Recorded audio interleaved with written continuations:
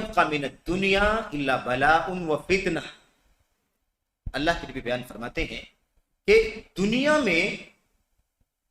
بلا اور فتنے کے سوا کچھ باقی نہیں بچا ہے۔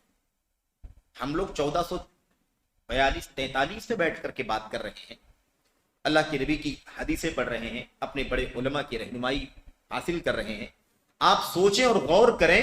کہ اللہ کے نبی نے اپنے وقت میں یہ بات کہہ دی تھی کہ اب دنیا میں بلاؤں اور فتنوں کے سوا کچھ باقی نہیں بچا۔ وہی یہ پیغام تھا کہ اب اس امت کو آزمائشوں میں وقت گزارنا ہے اور فتنوں سے آگاہ رہنا ہے۔ آزمائشیں آئیں گی، اس میں کیسے اپنے آپ کو سنبھالے، کیسے ثابت قدم رکھے، فتنے آئیں گے کیسے ان فتنوں سے اپنے آپ کو بچائے، یہ سبق دے دیا گیا تھا، چوکنا کر دیا گیا تھا، الرٹ کر دیا گیا تھا کہ امت اس بات کو ہمیشہ اپنے ذہن میں رکھے کہ وہ فتنوں میں ہے، فتنوں کے ماحول میں اسے زندگی گزارنا ہے،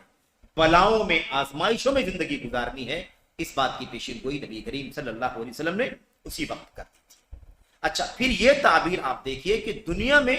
اب فتنے اور بلا کے سوا کچھ باقی ہی نہیں بچا۔ اس سے زیادہ اور اہم تعبیر کیا ہو سکتی ہے اس بارے میں کہ ہم سوچیں کہ باقی ہم فتنے میں اگر اس کے باوجود بھی امت کا کوئی شخص، خاص طور پر پڑھا لکھا شخص ہو اور ہوش مند آدمی ہو، وہ اگر آزاد ہو جائے، بے فکر ہو جائے اور ہر کسی کو سننا شروع کر دے، جیسا کہ اللہ کے نبی علیہ السلام کی حدیثوں میں آتے ہیں یا اہل علم نے بھی لکھا ہے اس چیز کو کہ ہر چیخنے چلانے والے کے پیچھے چلنا شروع کر دے، ہر مائک والے کے پیچھے، ہر میڈیا والے کے پیچھے، ہر نعرہ لگانے والے کے پیچھے اگر آدمی چلنا شروع کر دے تو آپ بتائیے کہ پھر وہ کتنے زیادہ فتنے اور آزمائش میں گرفتار ہو جائے،